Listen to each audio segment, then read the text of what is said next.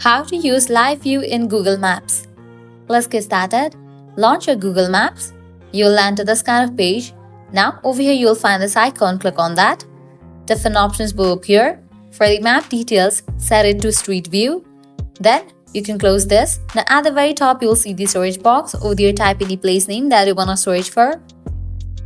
After you search for it, now click on Directions. Click on the place name again.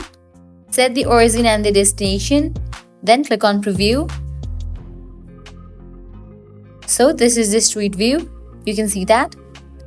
If you click over here, you're gonna get this kind of view.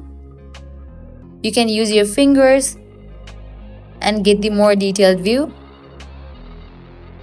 So this is how you can use live view in Google Maps. You can also search for other places as well. First up, set the origin. Then set the destination. Click on this picture kind of icon given at the bottom left.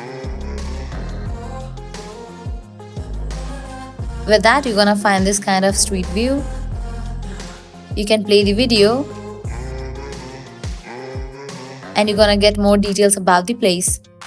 So this is how you can use Google Maps for the live view.